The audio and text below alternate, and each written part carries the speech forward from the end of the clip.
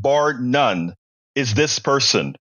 Richard D. Wolff, economist, professor, Dr. Richard D. Wolff was the person who first yanked me from the false belief that we had an economic system that actually works for everybody. So without further ado, I want to bring you El Doctor Richard D. Wolff. Senor Wolff, how are you doing today? Pretty good, Egberto, and thank you for such a rousing introduction. I hope I live up to this wonderful billing. Well, I don't think anybody in my audience that have any kind of economic knowledge or a little bit of know-how, they know who you are. But for those who don't know, let me explain. Dr. Richard D. Wolff is a professor of economics emeritus at the University of Massachusetts, Amherst, and a visiting professor in the graduate program in international affairs of the New School University in New York City. He is the founder of Democracy at Work and host of their nationally syndicated show, Economic Update, which Pacifica carries as well. His latest book, one of his latest books is The Sickness in System, When Capitalism Fails to Save Us from Pandemics or Itself. That's available everywhere. But please go visit his website at www.democracyatwork.info, where you get a lot of information. Correct whatever I need to be corrected on before we get started, Doctor. No, you've got it all right. Let's get into the material that we need to talk about. Absolutely so, my friend. Absolutely so. Anyway, folks, look, right now I have been speaking about the Biden's economy doing much better than expected. In fact, I've been saying doing pretty well.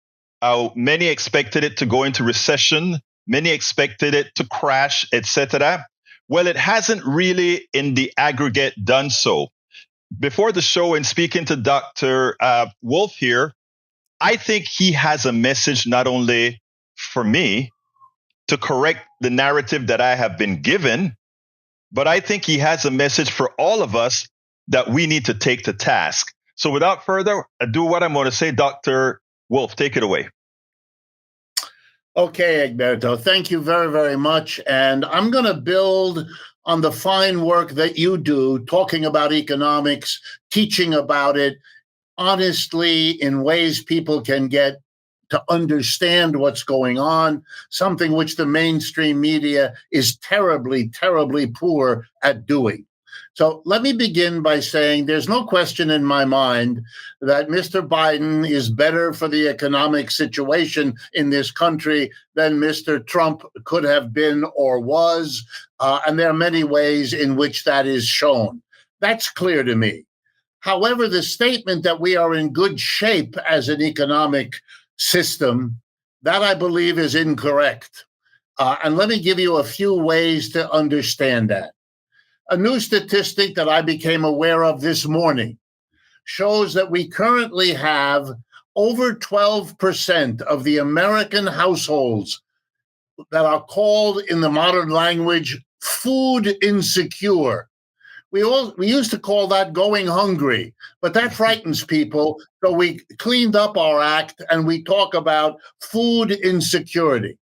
This is the same week that the Secretary of Treasury, Janet Yellen, who, by the way, was a classmate of mine at Yale University years ago in the same program in economics, in which she said that we can afford 2 wars. I was flabbergasted by such a remark, the insensitivity of it to what war means. We cannot afford it. Not as moral human beings, not as people who care about one another. We cannot afford 2 wars. But put that aside, let's simply ask the question. The government this week asked for $106 additional billion to fight wars in the Ukraine and in the Middle East. At the same time that 1 out of 8 families in this country is going hungry. That's not a good economic story at all. Let me give you another example. The level of inequality in this country, inequality in terms of the tiny number of people at the top who get enormous wealth and the mass of people who don't get anywhere near adequate housing, clothing, food. That inequality is greater than it has been in decades. We have worsened the inequality. Even during the pandemic, we made it worse than it had been before, and that continues. That's not sign of a healthy economy, because before that even began, we had levels of inequality that violate any notion of a democratic society. We don't all start in the same place. We aren't on a level playing field. We are in a very unequal situation, with people having very unequal chances to make a good life, to get a good job, to take care of their families, to realize their own potential. And the last way I would put it is the following. The American working class, the mass of our people, have been subjected over the last 30 years to a level of economic squashing them down that is making them act politically and in many other ways in frightening new ways. But it's not frightening if you understand what has happened. Number one, the growing inequality that makes all notions of fairness, of equal opportunity, fly right out the window. Number two, we had 3 economic crashes in the first 20 years of this century. The dot-com crash in 2000, the so-called Great Recession of 2008 and 9, and then the pandemic or COVID-19 crash in 2020-21. 3 times in which masses of workers, counted in the tens of millions, lost their jobs, used up their savings, suffered the stresses and difficulties of unemployment. A spectacular burden to open a century with. And before that was even done, we were hit by a pandemic, the likes of which we haven't seen for a century. And before that was done, we had an inflation among the worst in our modern history. And before that was done, we've had a shooting up of interest rates. It's too much. You have hit the American working class with one of these blows after another. And when you stack all of that up, then what Mr. Biden has done, however much better it might be or is than the Republicans, it really ends up being way too little and way too late. I think that is a perfect explanation of it, and I think going forward, in effect, I think one of the reasons why I kept the narrative the way I kept the narrative is because of the how you started. Biden is better than Trump, but nowhere close to where we need to be economically. Right.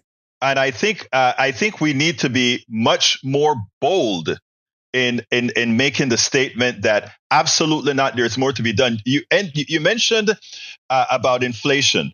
Isn't it true that inflation is not really, technically speaking, a government thing, but simply the people with pricing power that says, I can charge you whatever I want to charge you, and in the process, steal your money legally?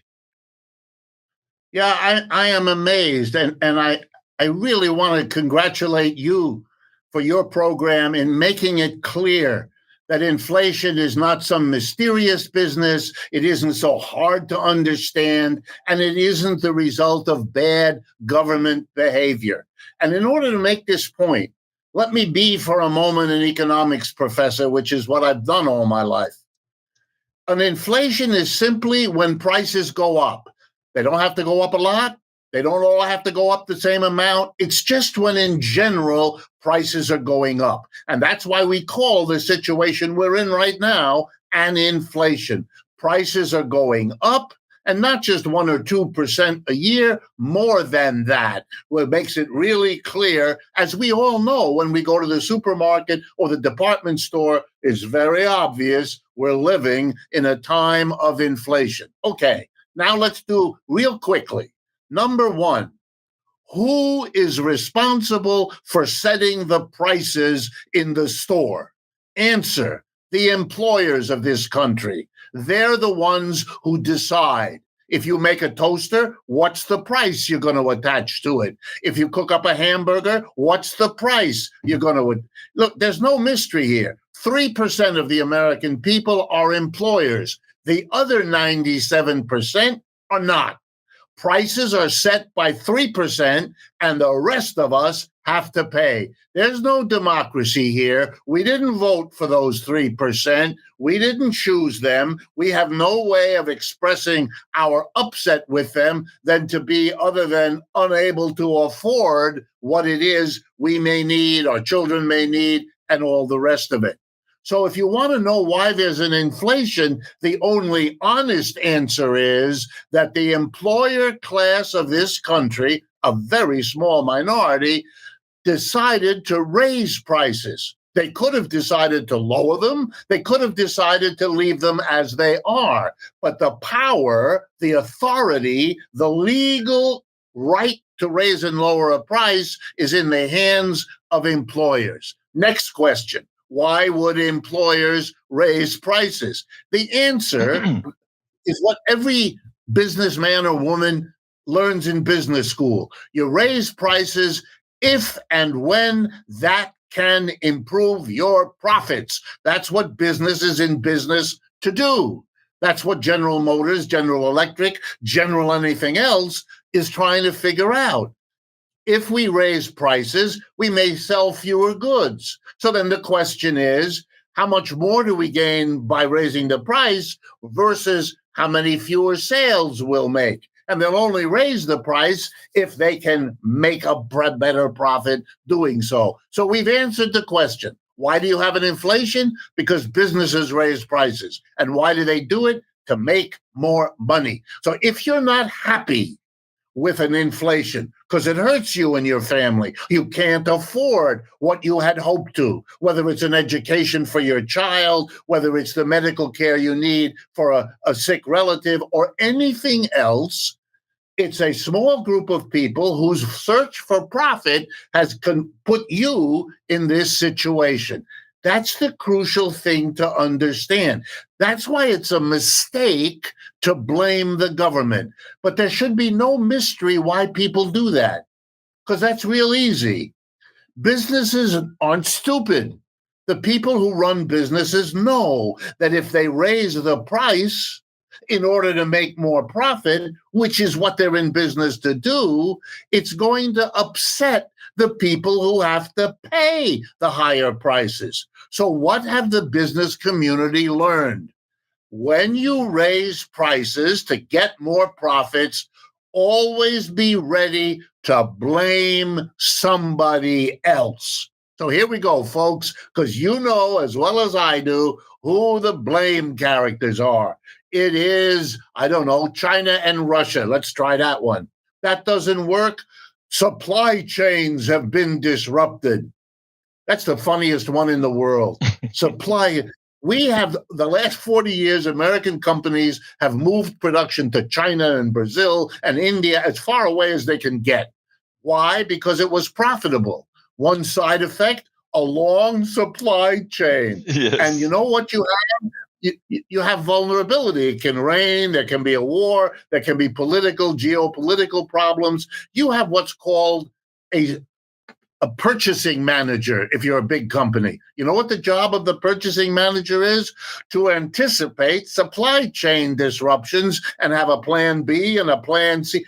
If the purchasing manager came to the CEO and said, hey, there's a terrible problem, I can't get the raw materials I want, the CEO would look at that character and say, you know why we pay you a salary? Because you have to be able to get that problem solved. Don't come to me and tell me there was a problem. That's why we hired you, because those problems crop up all the time. Here's another one you can blame. The war, I don't know, in Ukraine, or maybe Mr. Putin, if that's enjoyable. Anybody else, and here comes the most developed one, the government. After all, we're all critical of Washington, or we're all critical of our governors. We're all critical of those politicians. Let's load them up with another responsibility. You caused the inflation. You would flunk a class in economics if you talk like that, because the teacher, if he's any good, would explain to you, no, no, no. The worst you can say to the government is they didn't prevent the private sector from raising your prices. That's what they didn't do. They went along. They pumped. Now here comes the one that fools a lot of people. Did the government pump in more money over recent years? Yes. And you know why? It's because if the businesses raise the prices, then unless the government pumps in more money, there won't be enough money to buy the higher priced goods. So what the government does is accommodate the inflation that begins with the private capitalist by pumping in the money that is needed to enable those goods to be sold. Don't be fooled. The reason you and many of the others like you and me believe that something other than the capitalist is raising the prices, that's because it's good for the capitalists. They want to be able to raise the price, earn more profit, and shift the blame for doing that onto somebody else. You're a sucker if you believe it. You've been had. It's like believing that if you use a particular kind of soap rather than another brand, your sex life will get much, much better. You know that's a joke. We all laugh at it. Don't be fooled. Businesses raise prices. We have an inflation because it's profitable. And if it isn't profitable, they'll stop doing it.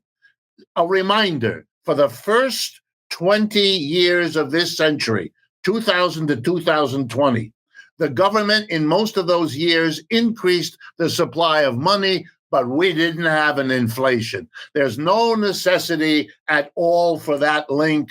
That is a hustle designed to distract us from where the responsibility for inflation really lies.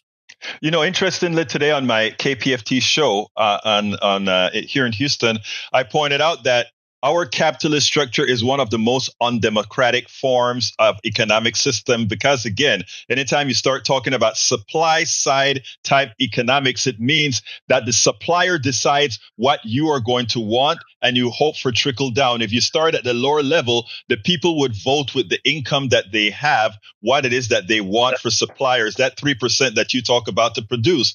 It's so hard, Dr. Wolff, to get people to empower themselves. To accept that they're already empowered, actually, to really demand what these 3% want. One of the reasons I wanted you on is you speak a lot about that. The first time I saw you was on when you came out with the thing with the conference called Capitalism Hits the Fan. That is where I got my economic acumen, if you will, when we realized the machinations that the corporate structure does to fool the American people and the Western people, if you want to take it to a global scale, into doing things against your own interests. Capitalism is supposed to be the efficient allocation of resources. Interestingly, I want to ask you a specific question. One of the most inefficient forms of providing anything to Americans is our healthcare system. And it is based 100% on some capitalist structure. How does that play? How can we continue to play that game? How can we continue to do this without eventually bankrupting the country? Well, let me answer by starting with a compliment that I believe you deserve. You're putting forward ideas, thoughts, inviting people who are not normally on the mainstream media so that the American people can get another perspective. I don't blame Americans because they live in a society that constantly feeds them silly, disrespectful ways of thinking about the world, because they're afraid that if people understood, they'd be angry. And I think they're right. If people understood, they would be angry. That's part of the reason I just talked about the inflation. Understand who's doing that to you. At least then you can begin to think in an intelligent way, what can we do to make this situation better? But if you keep believing that the fault is in Mr. Putin or the fault is in Washington, you're not going to figure out how to solve the problem because you haven't yet been able to think through with the raw materials you need. And you provide those raw materials. And that's why I'm proud to be here. And now let me answer your question. We have to begin with facts that are indisputable. Number one, Americans spend more for everything having to do with healthcare than any other population of a developed industrial country. So we spend more. Roughly 18-19% of our total economy is going into four industries: hospitals, doctors, drug and device makers, and health insurance companies. Those four. Together, they are the healthcare, you might call them the medical industrial complex. What might be a name for them? Okay. We put more money in their hands than Germans put in their medical industrial complex, or the British do, or the Japanese do, and I could go on for many, many countries. Second fact, the medical results, the quality of the healthcare in the United States is stunningly mediocre. We have a lower life expectancy than many other countries. You know, people in Cuba, just to pick an interesting example, live several years longer than we do. That's a poor country. We are a rich country, one of the richest in the world. And this enormous medical complex that we pour money into gave us a poorer result in the pandemic than many, many other countries who have fewer resources. In other words, it's not how much money we're putting in, it's how much benefit we're getting out of it, or rather, to be honest, not getting out of it. So what's going on? Well, the answer is obvious. Think with me, folks. If we get a mediocre result, and we're paying more than anybody else, including all the people who get better results, you would understand something is really wrong here. And there is. And the answer is obvious, because there's one thing you realize when you look at every major European country and many, many other countries in other parts of the world who have a better record. They have better health results and they spend less for them. You know what they have? A national health insurance program. They vary, they're not all the same, but they all say the following. I'm going to give you an example from my personal life.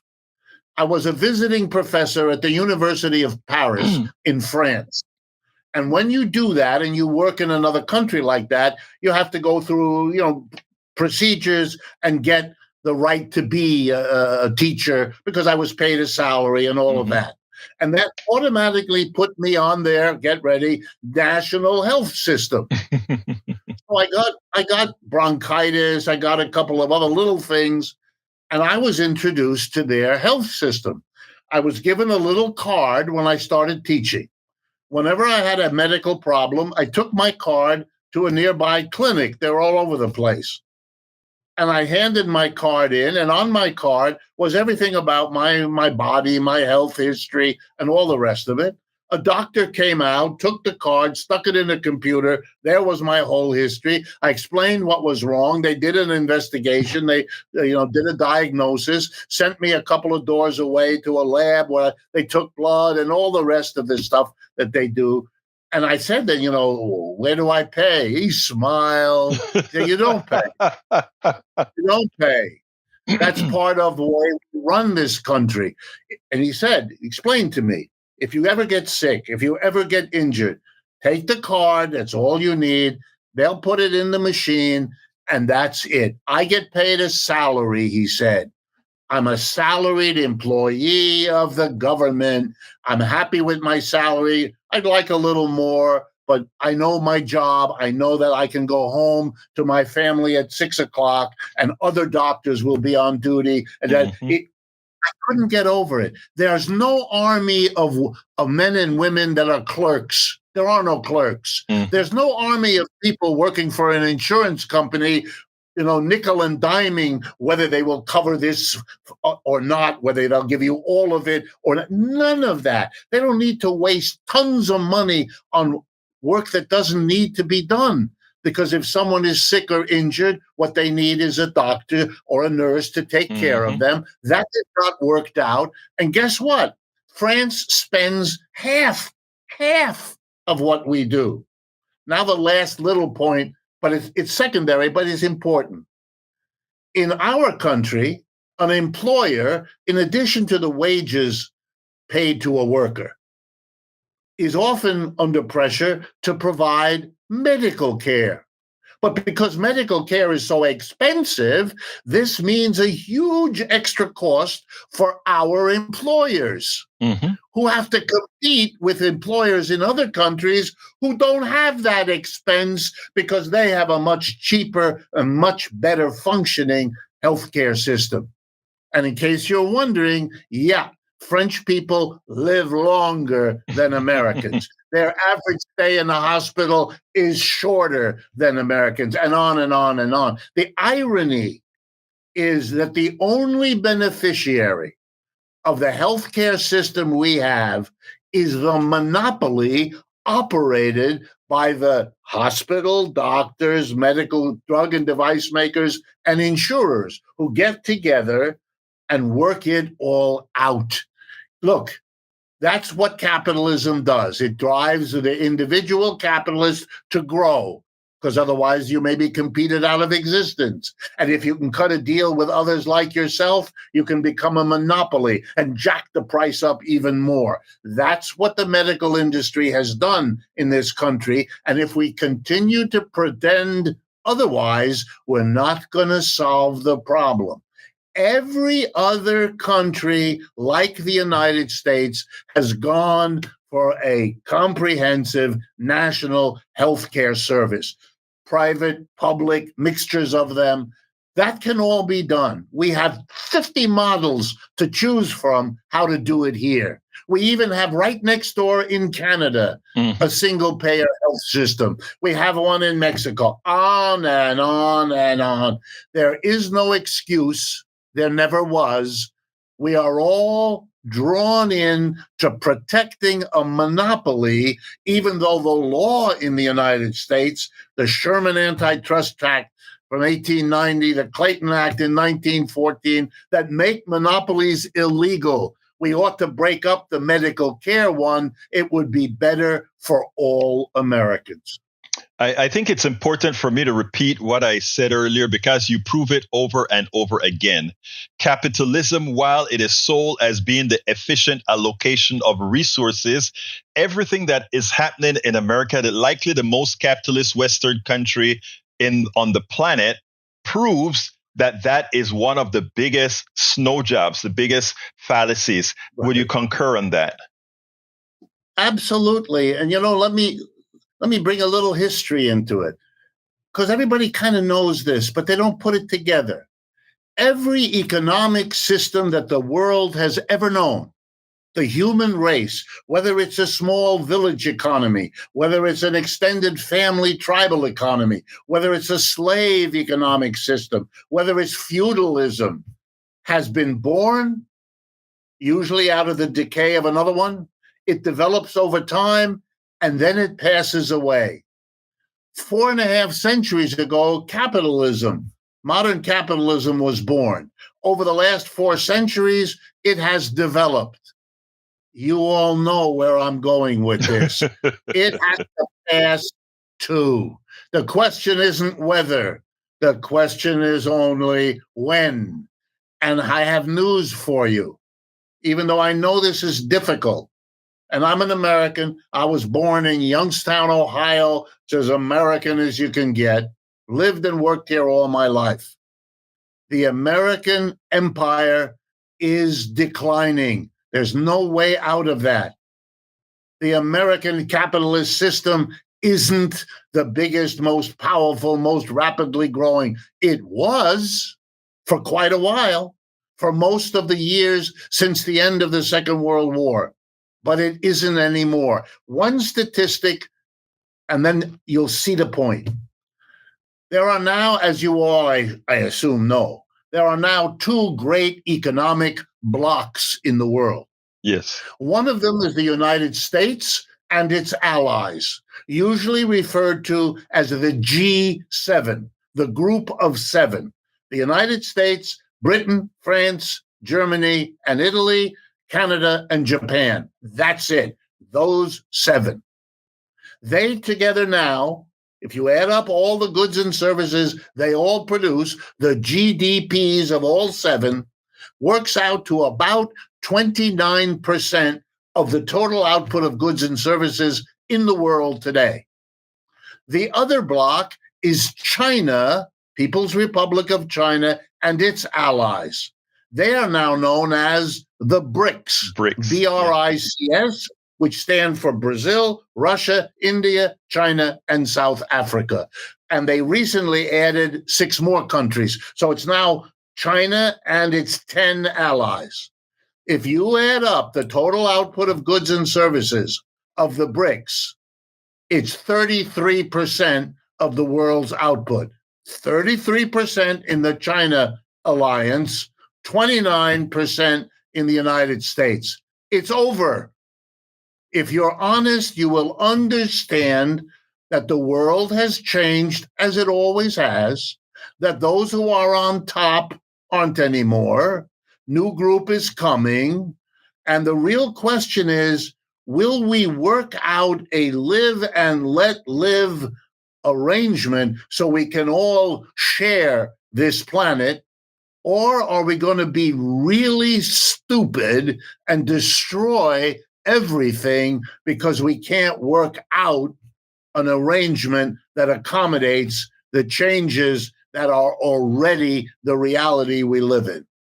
You know, from the chat, Kat Linden says, can you address the idea that we, the people, control what is made because we vote with our money or our feet? Before you answer that, though, Dr. Wolff, I want to mention that we sort of talked about that before, Kat. And we have to assume that somehow the money gets to the people first. But Dr. Wolff, please address that. Yes, partly that is absolutely correct. We have some influence by the money we spend and where we spend it and how we spend it. But it's only a small part of the story. The decision, let me give you an example. You go to the store and you want to buy breakfast cereal for your children, that they have a proper breakfast in the morning. So you can control whether or not you buy the cereal. But what goes into that cereal? The chemicals, the grains, everything about that is shaped by somebody else, the company, the enterprise. And here's the real problem. For you as the buyer, for you and me, we only want to consume something that is nutritious and healthy for our family.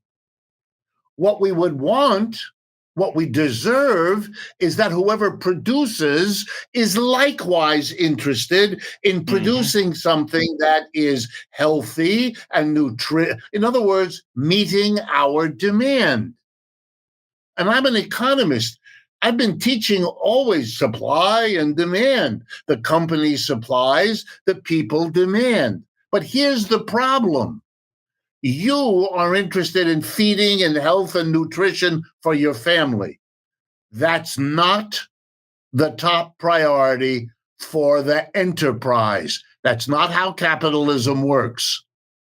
The top thing for the enterprise is how profitable it can be. How much money is it going to throw in to the process of producing that box of cereal? How profitable? How much profit can it get? That's its number one goal. If it's profitable, it will succeed, it will grow. If it isn't, it'll disappear. And that means the incentive of the supplier is different from the incentive of the buyer. That's why we have so many agencies of the government, like the Food and Drug Administration, because what they put in the cereal, if you let them, is what's profitable, not what's nutritious. What's profitable, not what's healthy. What's profitable, and will get your children to say, I want that brand. I want all of that. That's why this is a system that isn't working anymore, because profit is not what we, the people, need. What we need are businesses whose first and foremost job is to meet the demands of the people. That's what democracy requires, and that's what logic requires. Putting the profit between us and what we need, that's good for them. That's not good for us. You know, Dr. Wolff, that is such an important concept. The cereal box, that's going to be added to my repertoire. That cereal comparison is the best and one that somebody can understand. The demand is for cereal that makes you healthy, but for what he believes that he wants to give you is what makes it more profitable for him. I love that one. You know, I wrote a book called As I See It, Class Warfare, the Only Resort to Right-Wing Doom. And in there, I spoke about the food supply and patents. And we didn't talk about discussing this, but I want to hit you up on this one because as you know, right now, what a lot of the ADMs and other corporations are doing is they're putting switches on seeds. In other words, whereas now, as opposed to a farmer being able to hold on to his own seeds, he has to buy the seeds every planting cycle because the seed is now not only copyrighted, but patented. And in so doing, we have corporations who ultimately control the food supply. What's your thoughts on that? For me, it's exactly what I just said about the cereals. They are doing, the seed companies, what's profitable for them to do. They hire economists like me and food scientists and a whole army of professionals to give them advice on how to make what they do more profitable. Can they force people to buy their seed? That's what they will do. Look, every company ever in capitalism has tried to grow because growth is how you survive. Well, you can't all grow because if they all grow and they all produce more, we don't have the capacity to buy. So in the process of growth, some of them are more efficient than others in growing for whatever reasons. Good luck, clever management, could be a variety of things. And they are able, because they grew faster, to afford, for example, a new sexy machine that a smaller company cannot afford right now. And they get that. The one company gets the machine, is more efficient, lowers the price. We all buy that one because the price is lower, and the other company goes out of business. Long story short, what competition means is that some companies win and others lose. And if you understand economics, the winners buy the losers. The winners hire the workers laid off by the losers. And that's how many become few. The auto industry in this country began with dozens and dozens of automobile companies, and then we were left with GM, Ford, and Chrysler, right? And we see that in every industry, almost every one. Many become few. And as they become fewer, they are bigger and more profitable. And now they can use their money in a way that a little competitive company couldn't. They can do a lot of advertising, making us believe that this toothpaste is really different from that one, that this automobile is very different from that one. We know most of it's nonsense, but we live in a society that bombards us with it all the time. this is good for them because if we think their product is better than others, we'll buy more of them. So the company with the biggest ad budget becomes successful. Does it make a better product? Of course not. There's no reason to assume that. Economics, they like to tell you that story because they keep wanting you to believe a simple make-believe. Here it goes. The make-believe works like this. What's profitable is profitable because it's the best thing. And I'm here to tell you, as a lifetime economist, there's no connection between what's most profitable and what's the best thing for you. That's why we have every industry in America is regulated. The businesses hate that. The Republican Party wants no regulation because the businesses they rely on don't want it. But why do we have regulation? Because every one of those industries has been caught ripping us off. You know, for decades, we produced cigarettes in this company. We now know from all the trials that they knew it was addictive. They knew it was hooked up to lung cancer, but they did it anyway. Are they bad people? No, I don't hate them. They're doing what this system taught them to do. Exactly. It was profitable. It was profitable to make cigarettes.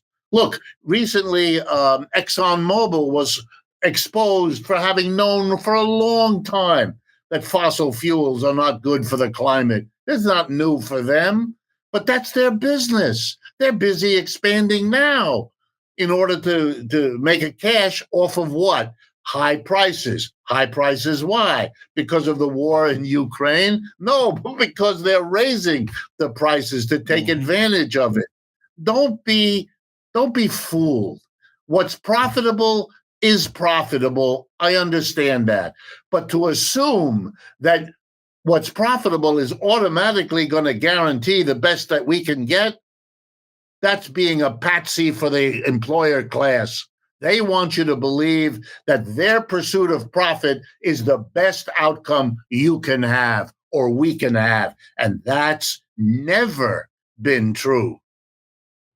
You know, it's interesting, Dr. Wolff. We have one of the people in our chat room. We have a whole lot of different ideologies in our chat room that completely got snowed by Larry Summers, who said, well, if we pump all this money into the economy, it's going to create inflation. He doesn't realize that what Larry Summers was doing was giving corporations the excuse to raise prices, as opposed to that. In other words, he was wrong on causation. Why don't you explain that to him? Because you probably do a better job than I do. Yeah, he misunderstood the effect for the cause. It's a very old problem, but he's not an innocent person. He knows very well what he's doing. Comes out of the same educational environment that I do. We all learned pretty much the same thing at the same books from the same professors. Once again, inflation, pumping money into the economy, was done throughout the first 20 years of this century, from 2000 to 2020.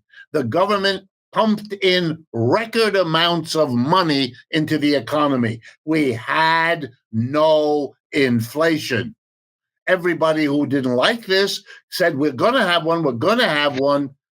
And you know, if you're a broken clock twice a day, you're exactly on the right time. But you're still a broken clock because you only got it twice and there's 24 hours in that day. And you were wrong all but twice in two moments. Okay, what's the problem?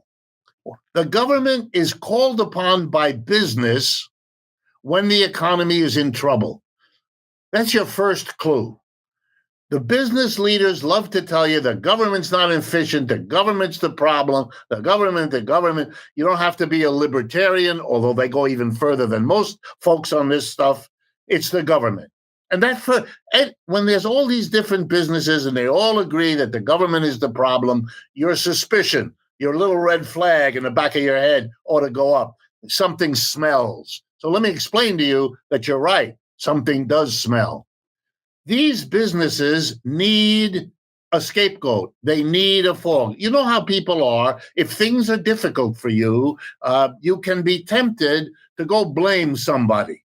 And, you have to learn to live with other people without doing that. That's easy for some of us, harder for others of us.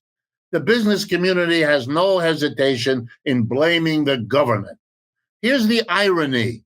Whenever the business system falls apart, you know where all the business leaders go to get bailed out? To the very government they denounce on Monday, they're begging on Friday. And they get it because they control that government. Remember in the great crash of 2008 and 9, all the business leaders from Detroit, the car companies, they all got on their private jets and flew to Washington to appear before Congress to explain why the people's money held by the government should be given to them in the tens of billions of dollars, which they got. We bailed them out. Wow. If the government is such a mess and so inefficient, how come you have to turn to it every time you make a mess of the economic system? Look at it now. We turn to the Federal Reserve. That's a governmental operation to raise interest rates to deal with what? The problem of inflation, because the business community has been raising prices to the point where it threatens the economy. Notice, the business community messed up and the government is called in to fix it. Then to be told that the government is the problem, it's really outrageous. The government came in and pumped in money because otherwise there would have been no way to buy the higher priced goods. The government coming in was the effect, not the cause. The inflation was the cause, not the effect. You have to sort that out. Otherwise, it'll be confusing for you for the rest of your life. And it's interesting because even as the government uses interest rates to try to mitigate inflation, to try to create lower demand, supposedly to drop inflation, the reality is they, on either side of the equation, they're asking the working class to pay the bill. They either pay the bill to the banker or they pay the bill to the higher prices to the corporations by buying the product. We pay the bill. We're down to our last 5 minutes or so, Dr. Wolff. It's amazing because anytime you come here, you come for a 30-minute session, but we end up taking the entire program because you're so filled up with information. So for that, I think the audience is happy for. I want to jump on the subject of our wars and where we're going. When I say wars, I'm even talking the Israeli-Palestinian issue, the Ukraine issue, and all these other things. Where do we go from here? The average American citizen doesn't seem like they feel they can do anything about it. What the hell are we doing? Well, I think, again, here, it's a lot of terrible misbehavior. I'm trying to be polite by the mainstream media in not giving it an honest range of opinion. That's what we need. We need to hear critical voices. We need to hear celebratory voices. We don't need to be spoon-fed by being given what some company or some government official thinks is the way we ought to believe. And Americans are usually pretty good about that, but they need to be, how shall I say, encouraged to be a bit more like their best self. And here's the example. The Middle East. Israel is a new country, relatively speaking, only formed after World War II. And as you know, there has been wars and conflict between Israel and the Palestinians, Israel and their Arab neighbors, pretty much continually ever since. Yeah, sometimes it was a hot war, sometimes it was a cold war, sometimes it looked like maybe we could solve it, but we haven't. And the proof of it is the horrible things that have happened in the last 2 to 3 weeks. horrible on both sides, as they have been horrible on both sides many times. But the reality is that you cannot escape is that the efforts by the United States, by its allies over the years, by the United Nations, and so on, have not succeeded in resolving this dispute. Because what's going on now is, if anything, even more horrible than the last 75 years. I think that's honest, and we have to face it. If the United States meant it when it said over the years that it was committed to peace in the Middle East, then that project has to be called what it is, a failure. It didn't work. Now, the United States is not alone responsible for that failure. The Palestinians have a share of the blame. The Israelis have a share of the blame, as does the United States, because we were the global power. We were the ones who had the resources. We were the ones with the global prestige. We took it on ourselves. We had meetings at Camp David, even though those countries are far away. We did that. No other country did that. We did it, and it didn't work. So something has to happen different from what happened before. Otherwise, we are doing something which is very strange, keeping up with the same stuff, even though we have learned over many years that it does not work. Okay, that's the first thing. And second thing, we are no longer the power we once were. We need other parts of the world, large, rich, powerful countries. And the number one is the People's Republic of China. Not because we agree with them, not because they are better than us, not at all, but because they are part of the world as it now exists, and they're a very big and very rich and very powerful part of the world, and we're not going to solve a global problem without them. And we have already failed to do it without them. So, clue, let's try it with them and bring them in. Number two, the one thing almost everyone can agree, really, is that killing large numbers of people is not an acceptable way to solve problems in the world. You know, if you really believe in an eye for an eye, then I want to remind you of what a very smart comedian once said. If you use the system of an eye for an eye, you make the whole world blind. It's not Yes. effective. It's not an effective mechanism. Hamas killed innocent people. The Israelis killed innocent people. That has to stop. So if you want to know my own opinion, it's just mine. The first thing we need is a ceasefire. Stop it. Stop the bombing. Stop the attacks. Stop it. And now have the rest of the world say to the Hamas and the Palestinians on one side, and Netanyahu and the Israelis on the other, stop this.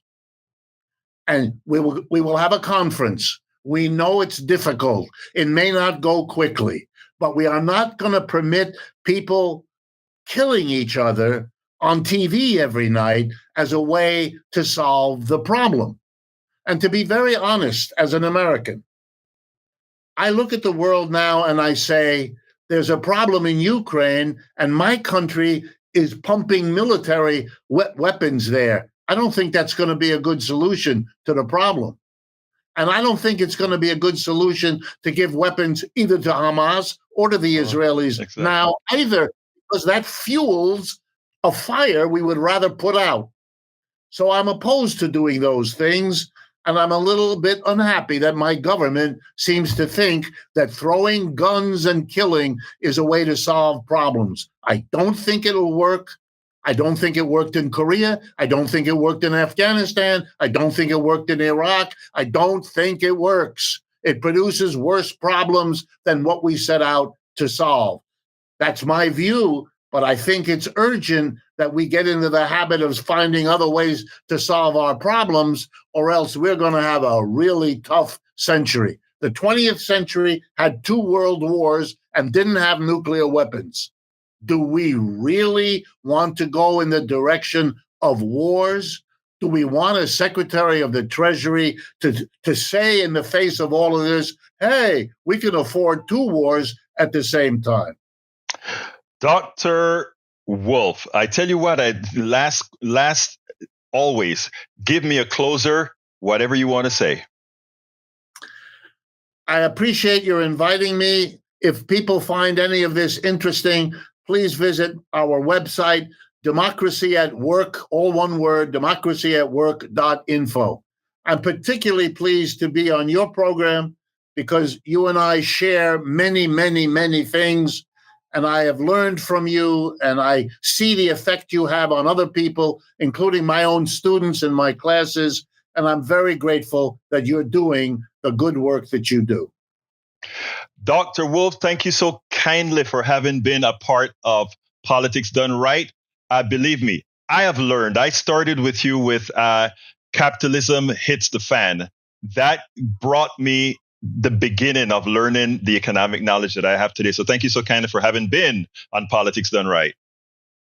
My pleasure. Thank you. We spend a lot of time deconstructing the news, trying to parse it into a form that everybody can understand. We try to find those little nitpicks where it flies above the fray, etc. If you really like these videos that we do, I want to ask a big favor. Please go ahead. Number 1, subscribe to our channel. And number 2, please join if you can. Thank you so kindly for watching. Keep watching. Please remember to share. We must populate the entire internet with our progressive message, a message that we know is what most Americans say that they want. So help us, please join. Welcome to one more edition of Politics Done Right. I'm Egberto Willis, your host. Today, we are honored once again to speak to the one and only Thom Hartmann, the progressive radio host. I call it progressive radio host extraordinaire. Thom Hartmann is a 4-time winner of the Project Censored Award, a New York Times bestselling author of more than 33 books. How much is it up to right now? I don't know. All right. I don't know. I just wanted to break in with that. Anyway, he's America's #1 progressive talk show host. His show is syndicated on local for-profit and non-profit stations and broadcast nationwide and worldwide, including at our station here, KPFT 90.1 FM Houston. It is also simulcast on Holmes, www.hiddenhistorybooks.com. Anyway, today we are here to discuss quite a bit, but Thom, welcome to Politics Done Right again. Hey, Egberto, it's great to be back with you. Thank you so much for inviting me. Well, let me tell you, what we are here to discuss, again, another one of your impressive books. I've not been able to read it word for word, but just the table of contents and otherwise tells us that it's yet another misread. It covers a lot of things, folks, that we've covered right through this entire program with regards to our democracy, and it's called The Hidden History of American Democracy, in which Thom covered quite a bit. That it is apropos in these times, especially with what we hope Donald Trump, the American traitor, hopefully going to jail. Anyhow, Senor, how are you doing today? Why did you write this book? And I know it's a silly question, but our audience wants to know.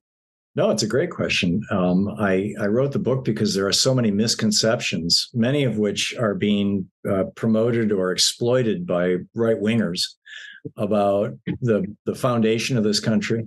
Right-wingers saying we're a Christian nation. We're not. That the founders wanted it to be a Christian nation. They didn't. That democracy is an abnormal thing, they say, and it's just an idea somebody came up with. And really, we can kind of set it aside and just make Donald Trump emperor and everything will be fine. That's more normal, 1,000 years of history in Europe. That's not true. Democracy is actually our default state. The theory that the Constitution was written exclusively for rich white men to protect their wealth, an idea that rich white men love to promote, but it's not true. There's a bunch of myths that bubbles that I wanted to burst, as it were, myths that I wanted to pop with this book, and I think I hope I've done a good job of it. Yeah, well, I mean, I went through it and it was like, wow, he touches on everything. First of all, let me tell you, the David Cobb, a friend of mine, I think a friend of just about everybody in the progressive space, and who ran once for president of the United States. Once we had a long night discussion. He said the Constitution is nothing more than a capital document. I want to start there. Is that something that you could agree with? Well, if you define capital as private property, yeah, the Constitution does acknowledge, private property and protect it in some ways. But back in the 1920s, in 1929, actually, Charles Beard and Mary Beard, his wife, they were professors of history at Columbia University. He was a Marxist, he was a socialist. She was a Marxist. And they published what was probably the best-selling American history during that period from the 1930s to the 1950s, called, The History of the United States, from a Marxist economic analysis point of view. Beard also wrote a book called An Economic Analysis of the Constitution, making that argument. And in 1956, Forrest McDonald, a historian and scholar, decided that he would see, was there any truth to this? Going back to, what was the intent of the people who wrote it? Who were the people who wrote it? And what was the intent of the people who ratified the Constitution? And what he found was that, first off, the wealthiest of the people who signed the Declaration of Independence, there were a number of people who owned a lot of land.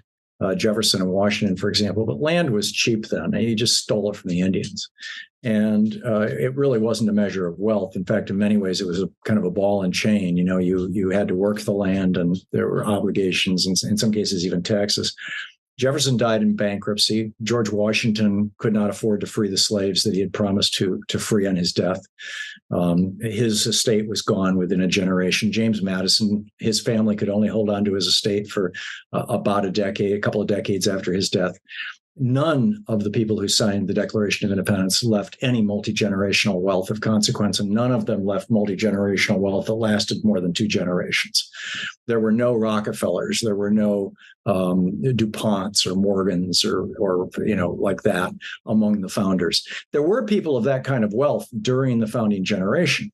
The Johnson family up on the Hudson River had a massive castle with 300 European retainers who wore knights' suits of armor and things. There were some just obscenely rich people in the United States. Virtually all of them got their wealth from their connections to either the British royal family or the East India Company. And all of them pretty much left the country during the Revolutionary War. The Johnson family fled to Canada, for example. So the wealthiest of the people who signed the Declaration of Independence was John Hancock, and his wealth in today's dollars was around $700,000. He was, so first off, what we're talking about is the upper middle class, not the morbidly rich of the era. That was the Declaration. You look at the Constitution, the people who helped write the Constitution, there were no genuinely rich people among that crowd. There were a lot of lawyers. There were a lot of school teachers, politicians. They were not particularly wealthy. James Madison promised everybody that he would keep their deliberations secret for 50 years until everyone had died. And he kept that promise. They weren't published until after his death, 50 years later. He was very young at the time. He was in his late 20s, early 30s. And the reason why, it turns out, is because they were betraying their class. They were betraying or in their opinions, they were betraying the wealthy people. So McDonald then went and looked at the... Let's get to stop a second, Tom, because you just enlightened me with something that I didn't know. Because there were many times that I said some stark things about the founding fathers, but you're telling me that in as much as many of the founding fathers were really benevolent guys willing to go against their elitist class. Is that what did I understand that right? Yeah, I'm not sure benevolent is, it might be a little too gushy, but yeah, they believed in democracy. They believed in this experiment. They practiced it in a very imperfect fashion, and they came from a rather bizarre time and that they were born into. And, I'm not here to justify, for example, slavery, which was the major sin of the era. But yes, and they were not the morbidly rich, and they weren't trying to create a country of, by, and for the morbidly rich. So then MacDonald went and looked at the 13 ratifying conventions. Who showed up to ratify the Constitution in each one of these states in 1789. And what he found again was that the genuinely rich people in each one of the states opposed the Constitution. Patrick Henry is a great example. He was the richest man in Virginia. He was the largest slaveholder in Virginia. He held over 360 people in bondage. And he opposed the Constitution. At the ratifying convention, he stood up and spoke against it. In fact, James Madison modified the Second Amendment. Just, I think you and I have talked about this when my book on guns came out. Right. Just to satisfy Patrick Henry's paranoia that a president might call up the Virginia militia, which was also their slave patrol, and thus, break the hold of slavery in the state. He changed the word nation to the word state in the Second Amendment. So, yeah, and what Forrest McDonald found was that in every single one of the 13 states, and I've got the information in my book, but you can also read his book. It was published in 1956. It's not in print any longer, but you can find used copies fairly easily. He found that in state after state, the people who were in favor of the Constitution were the people who were in debt, teachers, lawyers, which was not a well-paid profession in most cases, small subsistence farmers, and the people who opposed the Constitution were the genuinely wealthy people, particularly the industrialist class, which was just beginning to emerge, and people who had long associations with the British royal family and the East India Company. So, that's the history. I mean, you can look it up. It's bizarre how it gets danced around. I mean, I think I might have mentioned on Wikipedia, it says, George Washington's estate was worth $1 billion. He was a rich man in his time. And I'm like, no, it wasn't. He couldn't afford to free his own slaves. Land was cheap. So good. It is important for us to know that, because, like I said, you come to the wrong conclusions about our democracy, and these folks that are running around with Trump right now. It's amazing how wrong they have it, from us being founded on the Christian nation, et cetera, et cetera, et cetera. But you have a chapter in the book called "Did Rich White Guys Create the United States Just to Guarantee Their Own Privilege, Power, and Slaves?" Yeah, that's what you and I were just talking about. That right. Chapter. So I think in effect, you and again, that is something that I think many progressives themselves would be out there. Not only conservatives would deny that, but progressives were out there talking a whole lot about that. Now, in this particular group of chapters, you talk about the way the country was structured democratically. Your thoughts on that? Because in all the studying that I've done and the reading of the Constitution, I find it a very flawed document. Personally, I'm no scholar, but I find it a very flawed document that I think all the compromises that were made actually made it not a democracy. Your thoughts? Well, I wouldn't disagree with that. I mean, keep in mind, they were trying something that had never before been done. The Roman Republic bore very little resemblance to us. I mean, they had an institution called the Senate. That's about it. The Greek democracy was organized in a completely different fashion. I mean, you had basically jury duty. Everybody had to serve for a year, 6,001 people to create a consensus, or to create I forget the name of the body, the Greek body. So this was a brand new experiment, and it was based largely on the Iroquois Confederacy, frankly. And I document that in some detail in the book. And they were trying to adapt that to a society that was not Iroquois, that was not a hunting gathering society or a marginally agricultural society. And there were a lot of compromises, admittedly. But, the point of democracy, I think the biggest point about democracy that I make in the book, and the biggest myth about democracy, particularly that gets promoted by conservatives, is that democracy is this weird thing that some smart people came up with, but it's not normal for humans. What's normal is the way Europe was for 1,000 years, where you got a king and you got the barons and then you got all the serfs, and that's what's normal. And that's really, what, if left to our own devices, we would recreate because that's normal for humanity.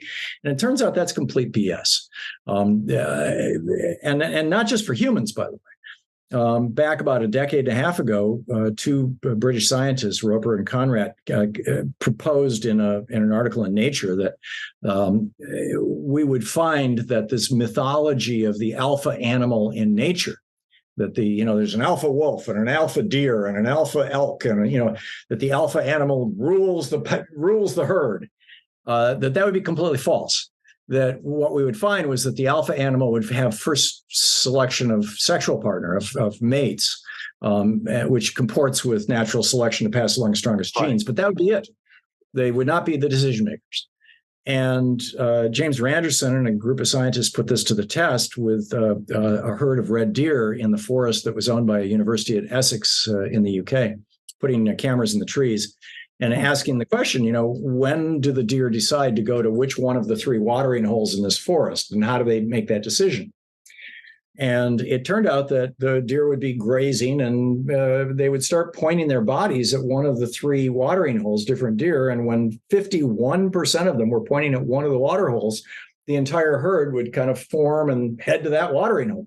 Democracy. Wow. So, in our Constitution, not only is it 50% plus one to pass laws and things like that, but for really difficult things like amending the Constitution, dangerous things, we require a supermajority. So what Randerson and his scientists did was they staked a predator near each one of the three watering holes and said, okay, now let's see what the deer do, And then what it took was 66% of the deer pointing at a particular watering hole to head to that watering hole. So that supermajority exists in nature as well. So I called up Ken Conrad and I said, what happened when you published this in Nature? And he was like, I got all this feedback. This bug guy called me up and said, with gnats, ball of gnats in the air, like in the summer, and you see this ball of gnats and then it goes zoop, zoop, like that. And how do they know when to move, right? Are they telepathic? No. With every wing beat, every gnat is voting. I'm going to move a little more to the left. And when 51% of them move a little more to the left, the whole ball moves to the left. He heard from a fish guy, and the ichthyologist. Yeah, this accounts for schooling behavior. Again, I always thought fish must be telepathic because there's not a lead fish going, hey, let's go to the right. I mean, at least with geese, they're honking at each other. You think maybe they're talking. Right. But, not fish.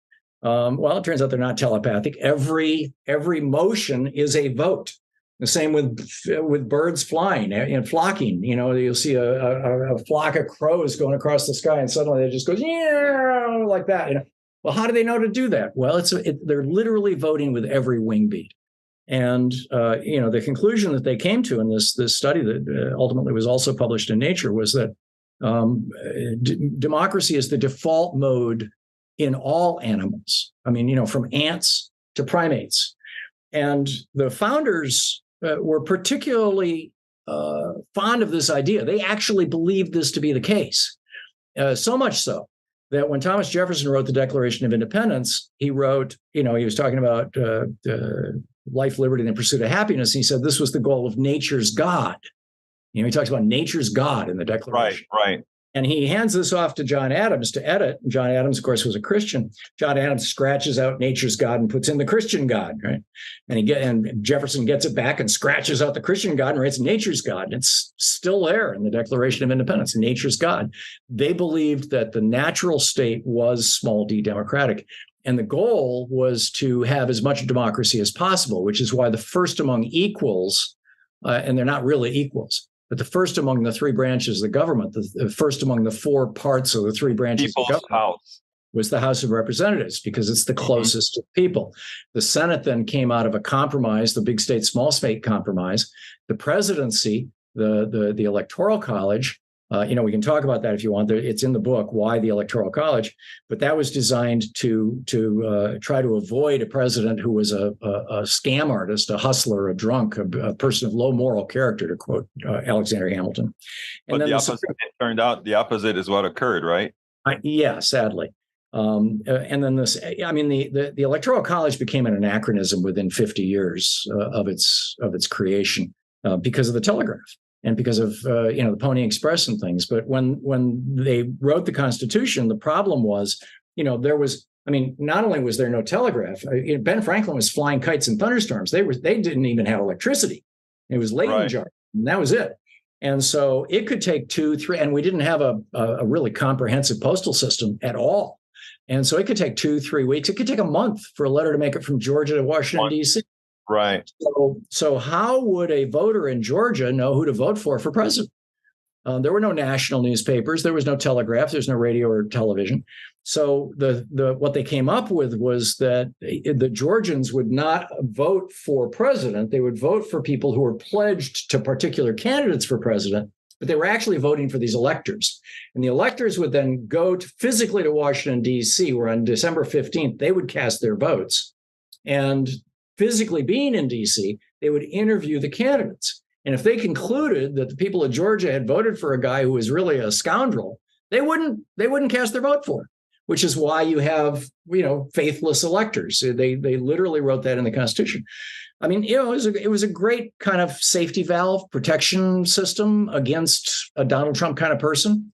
But like I said, by the time the Pony Express and the telegraph came along, in the 1830s and 1840s, it was completely anachronistic. It was completely out of date. And we should have gotten rid of it 150 years ago. We almost did, by the way. We came within one vote in the Senate of getting rid of the Electoral College in the 1970s. In the 1970s. It was 74. Okay. I need to have to go back and look. It needs to go because, in as much as they did it for good purposes, in my opinion, again, it was never a real fail-safe, fail-safe. And look at what we've had. Every time that it misfired, for a particular kind of person. It's amazing. George W. Bush and Donald Trump. Bush lost by half a million. Kind of vote, right? 3 million. Yeah. So it's time to get rid of the Electoral College. But I'm glad to hear that Nate. I speak a lot about most people being good, and in as much as most people being good, we just have these charlatanes out here that like Donald Trump and others. But my question then about democracy, and I want to go into something great about your book, is that a lot of times you write these books and it tells you about all the different problems that you have. What I like about your book is at the end of the book, you have an itemized list of solutions that we have to work towards if we want to maintain our democracy. But before we get there, I'd like to ask about how do we handle the mindset of people? Because that animals, which we are inherently democratic, but that we have allowed an autocratic streak because of being ill-informed and brainwashed. I guess animals don't get brainwashed because they don't have our intellect. How can we mitigate that, in your opinion? Because that is my task, your task, and the task of many doing this kind of work.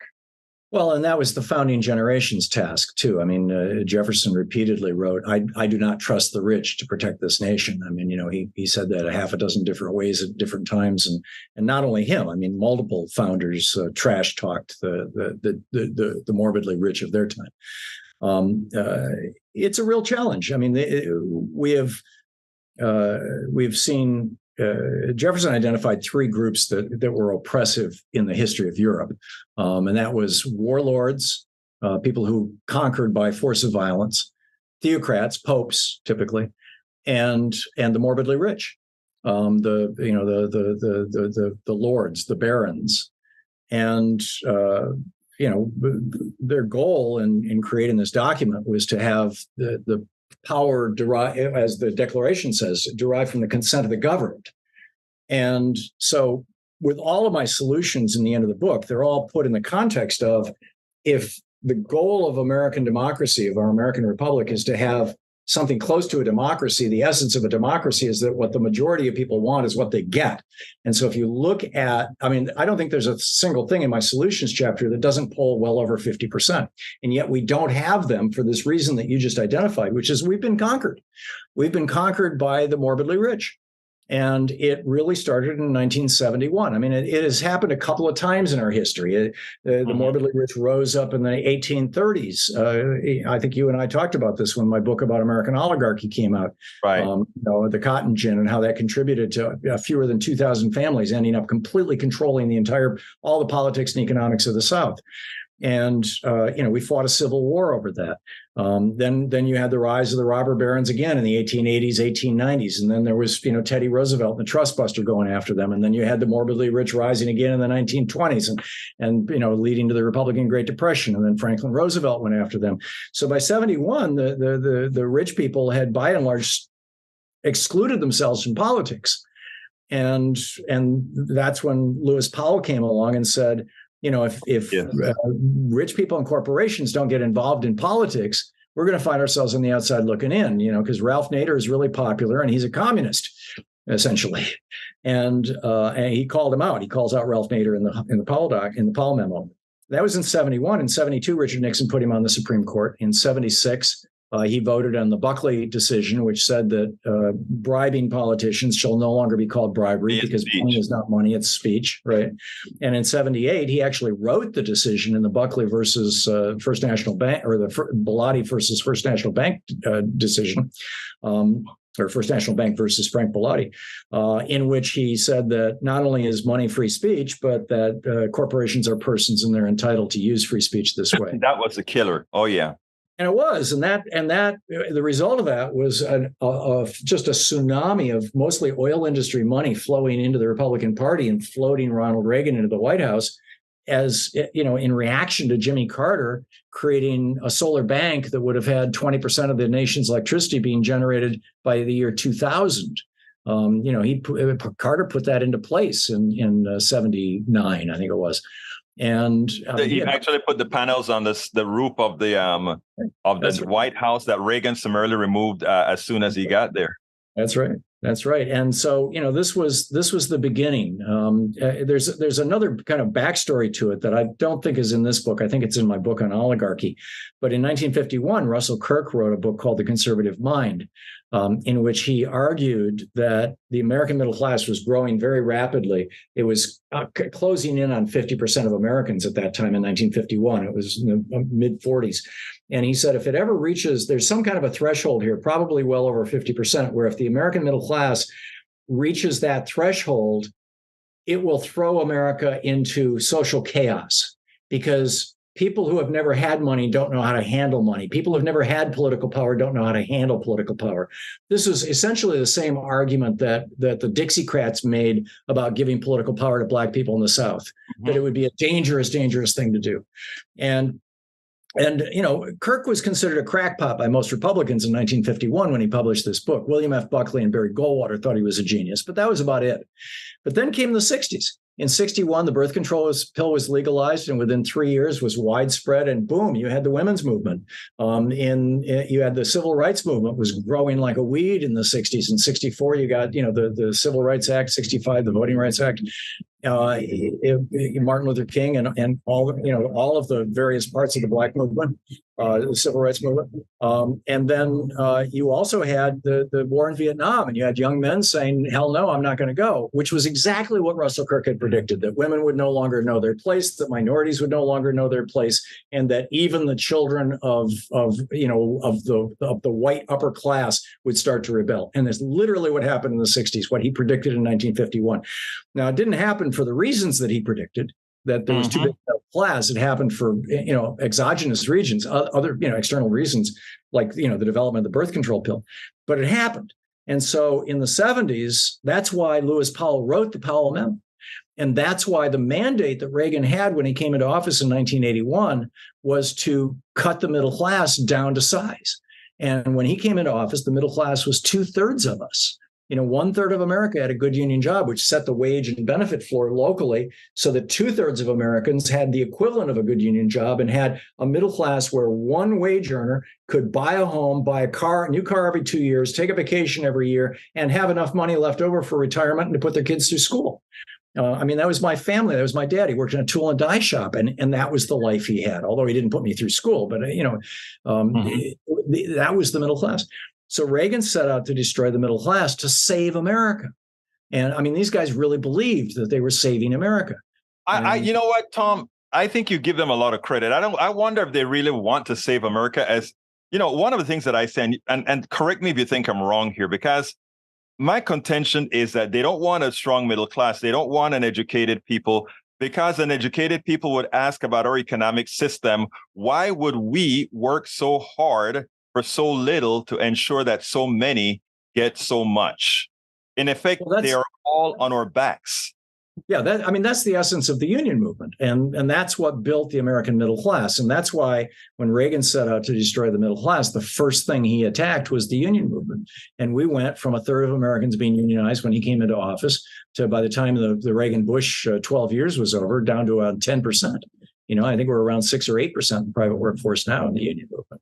Crazy. So I think your analysis is right, but I don't think that they were sitting around saying, people will start questioning, like having Marxist analysis, economic analysis of power.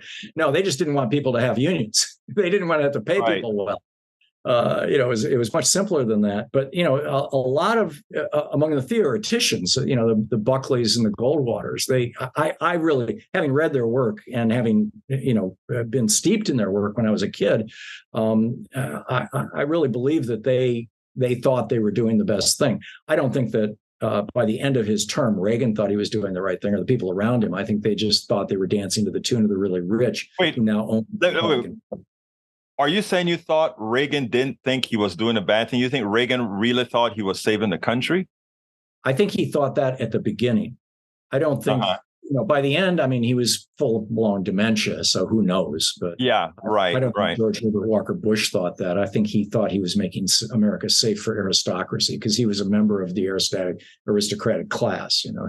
His grandfather was the senator and the wealthy banker and all that sort of stuff. Yeah. Anyhow, we don't have a lot of time here. So what I'm going to ask you to do, Tom, is if you can, you have a whole lot of solutions. And I think that's what this is all about, guys, the solutions that are here in the book. Why don't you give me your 3 tops? Well, again, these are things that the majority of Americans want. And the only reason we don't have them is because the Supreme Court has legalized political bribery. So, I'd say to begin with, everybody in America should have health care. It should be part of the commons, and it should be administered by the government, or at least paid for by the government, single payer like Canada does. And it would cost half as much. And you wouldn't have, people like Dollar Bill McGuire, the guy who started, United Healthcare, who walked away with $1.4 billion. That's obscene. Every penny of that was taken from somebody, from saying to somebody, no, we won't pay for your liver transplant. Exactly. So number 1, healthcare. Number 2, education. What we learned from the GI Bill, which my dad went to college on. He only went for 2 years. My wife's dad went all the way through law school and ended up the assistant attorney general for the state of Michigan. And he came from a dirt poor, like literally no running water family, is that the education is an investment. What we learned from the GI Bill was that for every dollar that the federal government invested in educating young people coming back from World War II, mostly young men, but nonetheless young people, was that we got $7 of return on investment in additional tax revenue, because educated people earn more and they stimulate the economy. And, there is no way that education is an expense. It's an investment. And that's why we are literally the only country on earth, or developed country on earth, where there's a student debt crisis. Every other country subsidizes higher education, like we did until 1980, or until the 1980s. Reagan ended free college in California as governor in the 70s, and then when he came into the White House, he cut. One of his first cuts was a 25% across the board cut to federal education support, and that began the gutting of the American public education system. So number 2 would be public education. I'd say number 3, and it's a very vital one, is establishing an absolute right to vote, so that Republican governors can no longer purge you from the voting rolls. They can no longer make you stand in line for 12 hours. They can no longer make you jump through 16 different hoops. You automatically get registered as soon as you turn 18, like in every other democratic country in the world. We have these bizarre systems that are purely the result of rich people having been given the power to own politicians by a corrupt Supreme Court. So those are my top 3. The name of the book, the Hidden History of American Democracy. Read this, and I love the subtitle: Rediscovering Humanity's Ancient Way of Living, Rediscovering American Ancient Way of Living, from the New York Times best-selling author, Thom Hartmann. Thank you so kindly once again, Thom. I revere your work. Thank you so kindly for being once again on Politics Done Right. Thank you so much, Alberto, for inviting me. It's so nice talking with you. I appreciate it. We spend a lot of time deconstructing the news, trying to parse it into a form that everybody can understand. We try to find those little nitpicks where it flies above the fray, etc. If you really like these videos that we do, I want to ask a big favor. Please go ahead, number one, subscribe to our channel, and number two, please join if you can. Thank you so kindly for watching. Keep watching. Please remember to share. We must populate the entire internet with our progressive message, a message that we know is what most Americans say that they want. So help us, please join.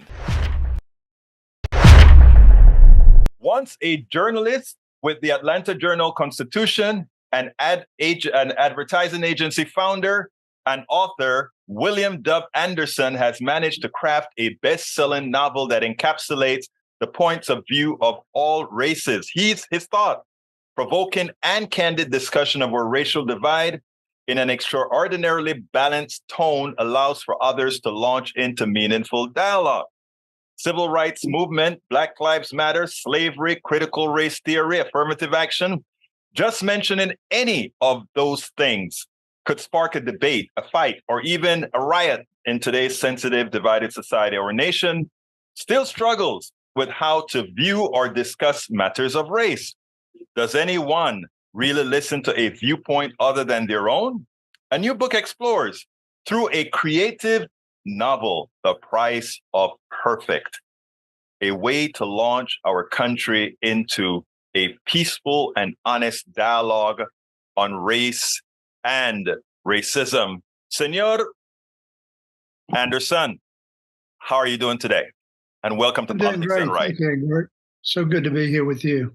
Well, look, first of all, I'm going to ask you the question I always ask whenever I interview somebody who's written any book. Why did you write this book? I wrote this book because I'm concerned about our country. As so many people are, as you just indicated, the difficulty that we're having in coming to terms with this age-old, centuries-old issue of race. And as a writer, I try to delve into something a little bit further than just the surface part.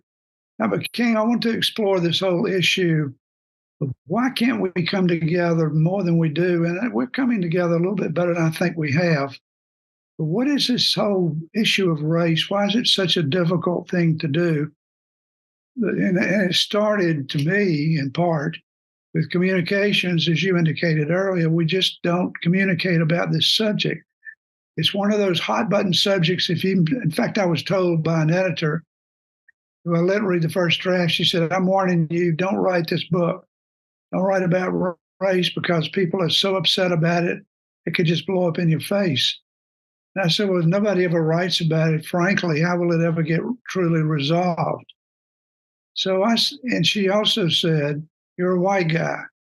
You're trying to do a balanced book. How are you going to do a balanced book when half the book is about the pains, the travails, the terrible things blacks have been through? You don't know that. You could never know it. I said, well, you could say that about any writer. If they never live the subject they write about, they can never write about it. But I said, I'm going to take you up on that. I'm going to research this thing more than I had planned on doing it. So I spent the next couple of years off and on really reading a lot of Black literature, talking to a lot of folks I didn't know well, of both races, and trying to learn as best I could as someone who could never live that life, never been a minority. I don't know what that feels like, could never know it. But trying to as a writer, get into the shoes of the race and walk it as best I could. So with that, I started realizing several things. One is, as you said, everybody's truth is true. That means that truths are lies and lies are truths, depending on where you sit. So if you're debating someone or trying to change someone's opinion, the first thing you got to do is know where they're coming from. if we don't live in proximity to one another, it's like a friend. You can have a best friend that you don't see for a year, and all of a sudden you forgot all about them. We have to be physically closer to people to hear their story. We have to be compassionate listeners. We've become critics and not critical thinkers. We'd rather just take the easy way out is to categorize. In case I live in Atlanta, you turn on the evening news, it's generally a string of young black men who've committed crimes. If that's the only way white people know a black race, then they start to categorize, well, all young black guys are that way. The same is true for bad policemen beating up and killing young black men. You think, oh, well, all the police are that way. Let's defund all of them. It is a human characteristic and, unfortunately, weakness to categorize. It just makes it easier. Oh, I don't have to think about that. It's already in a category. The first thing we got to do is realize we're thinking very narrow. We're not really exploring this issue. What's it like? Where's the other race coming from? And to me, to do that, you need to talk. You need to meet people. Ask them the questions. The challenge today is to be frank. I try to write a book where the main characters are strident in both their beliefs. How do these two knuckleheads come together when they can't agree on anything? That's the price we pay for being perfect, which is where the title came from. Let me tell you something. Okay, first of all, I don't buy into the premise that we cannot be very empathetic, irrespective of our life values and struggles, because everybody at some time have gone through some negative. Yes, people. I can't. If I buy into that, I cannot see through the eyes of my wife. If I buy into that, I cannot see through the eyes of my daughter that women have been at a disadvantage throughout this country. I can see that. I can feel it. I can understand the pain that they feel when they go into a boardroom, and just knowing that they're female, that puts a scar, some sort of a stigma on them. I can understand that. So the first thing I want to say is I generally don't buy the premise that you can't be empathetic. I don't buy the premise that you can't be a white guy who understand black pain. I can say that one can become, what's the word that I want to use? One can become willfully ignorant to black pain. And that's why I admire you for having written the book and taking the pains. I mean, there are some black folks that are going to come to you and say, well, how the hell do you think you can speak about that? And I would say, well, because first of all, I understand pain. And also I have entertained speaking to everybody. So kudos for you on writing the book. I want to say one other thing before I ask you the next question, though. Earlier, you talk about being Southern, right? And I find, first of all, I like the South. I live in the South. I live in Texas, all right? I find that it's a fallacy to believe that this great heathenous South and racism are somewhat much different than what we find in the North. After all, in Boston, when we had the riots in Boston, it was, know, how different was that? I don't remember seeing that in the South, to tell you the truth. Okay. So it's all over the country. It's something that's systemic that we have to take care of. And I'm glad that you that you decided to write a book of this type. And I also think white guys hold an important key in solving the race problem, given that it is a white guy's problem. So your thoughts on that? I think that because there's a sensitivity that I feel like Southerners have that others may not about the black situation, because it's been so much a part of our history and so much a negative part of our history. But you've got to, I felt empathetic toward the black cause, but until I really got into this and read books like Between the World and Me, read the book on trying to get reconciliation on Be the Bridge. So you read some of these books and really kind of reach out a little bit. As a writer, I had to do that because I was truly trying to represent a race that I'm not. Let me say the first problem we're having with communications is to use the word race. We're all the same dadgum race. This whole thing is a construct that was created to show hierarchy. Oh, they're just that race, so that means they're all that way. They're this race. Blacks are not another race. Whites are not another race. We're all the same race. But unless you're truly and the thing I was not prepared for is the brutality of the 300 or 400 years of slavery. You really get into what was done to a lot of Black people. It was horrendous. It was terrible. 4,000 hanged over the period of time. My wife tried to get me to go to Montgomery with her. Said, "You're studying this. Let's go to that museum where they're honoring all those that were hanged." I said, "I can't do it. I've become so sensitive to this issue. I can't go stand there and look at 4,000 people hanged, probably almost all of them illegally." But to be empathetic, we're all empathetic to a degree. But unless you really try to study the pain that somebody's gone through, you're just kind of skimming around on it.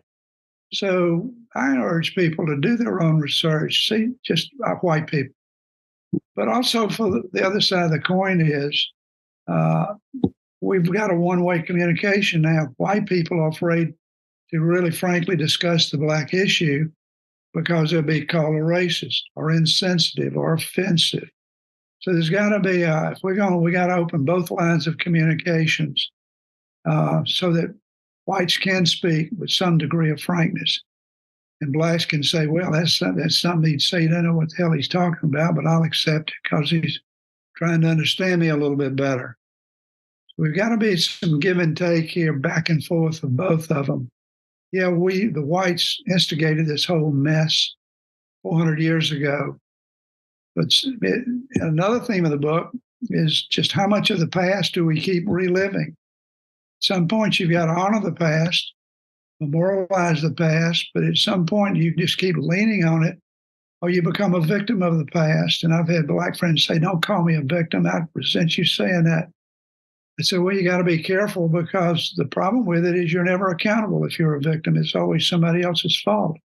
But again, those kind of frank back and forth, understanding that he may say something I'm not going to like, but I'm not going to jump him because they know he's trying to understand my side of it. And whites will say, well, Blacks have never had it better than you got it right now. All the corporations want to hire you. All the schools want you in their schools. You're making a lot of progress. So I don't understand. I've heard so many white people say this. Where are all the Black people committing crimes? Every time I turn on the news, they're Black people. The media is a major component in this whole issue as we try to line up eyeballs and butts in the chair to view our stations. And it's a money thing. We're all kind of becoming victimized by businesses trying to make money by playing to the opinion that they know people are going to watch that opinion. And all they're doing is cementing the categorization they've already got people in. You know, let me tell you something, William, because this I think you hit an important number when you talk about the media and how the media has actually corrupted the views of many people, specifically white people, on who Black folks really are. And I think it's important for somebody like you to go out there and say that. After all, you are a former journalist as well. And, I had a friend who once got in trouble, never been in trouble in his life. He got in trouble. And when he went he got a deal where he got some sort of probation for something that he did. And when he went into the room where all the people on probations were going to set up for that day, he was one of the few Black folks in there. It was filled with white people all on probation. And these are the folks that you see doing the same thing that get coverage for Black folks on TV, but white folks never see that.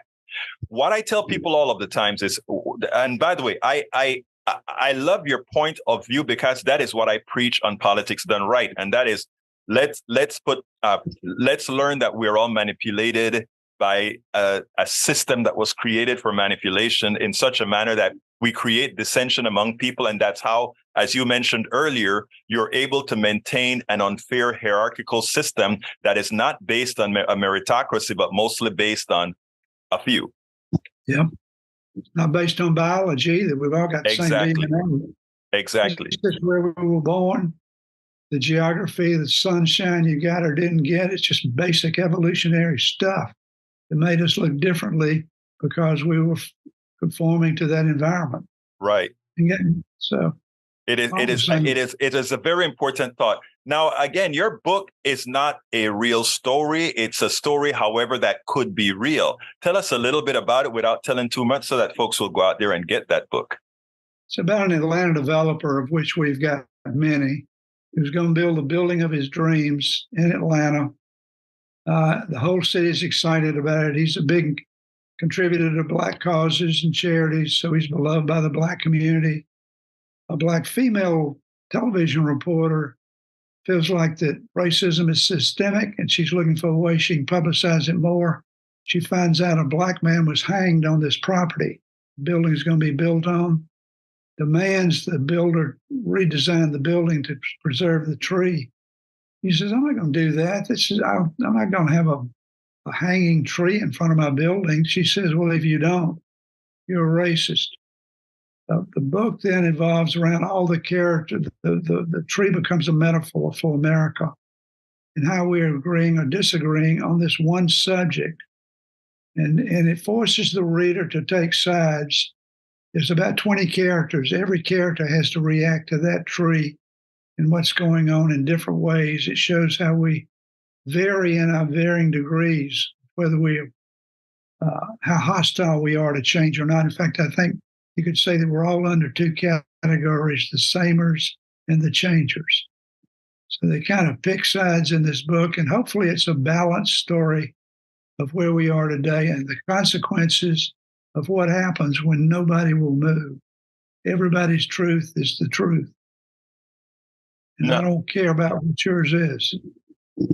Well, I mean, it is important that we actually, that we actually get to the real truth. And I think when we get there, we're going to realize that we were just being puppeteered by a few, and that a lot of the dissension that we have among ourselves was by the design from the inception of this country. However, what I'd like to ask you, because I understand that you do a whole lot of this kind of work in Atlanta.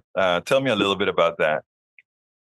Well, I was blessed to be on the Atlanta Homeless Children's Shelter Board, where we helped create the first curriculum for homeless children, I think, in the country. Also co-founded a scholarship called the Good Samaritan Scholarship for Black, basically inner city seniors who have risen out of poverty. We're trying to show that you can rise out of the worst circumstances you can imagine. No daddy, no parents, no money, no nothing. And yet they rise to be splendid performers. So I've tried to be an encourager. I've been on a number of boards, all directed toward basically the inner city community. Even PTA president of basically a minority high school. But I'm basically a writer, and I've been creative director for 4 ad agencies I started. So I've been in the communications business and have a little bit of understanding of how it works. And now it's failing miserably today. But your kind of show is one of the answers for coming out of this situation. It really is. It's a blessing to have someone who's really onto this and has got a good feel for the issues involved in this thing and the complexity of it. It's incredibly complex issues on the one hand. On the other hand, it's simple as dirt. Just love and respect people. Take them for who they are and don't put them in some category and just kiss them off. Well, that's who they are. I saw them on the evening news, or I saw that white guy passing another law that says they're going to run a highway through my community. So all those guys are bad. We're generalizing too blasted much. I've had a Black friend tell me on the front end that you got to know we're all not alike. White people think all Black people think we're alike because we like to vote Democrat right now, but we're as different as you are. So don't be generalizing about everything. So it becomes a big communications issue that can be resolved if people would just open their mind, take the time, read some books, learn about each other, talk to each other, but also get some leadership that will address these issues in a more forthcoming way. Don't just do it to try to get more money for this group and more money for that group. Well, let me tell you something. It's been my pleasure, William, to speak to you.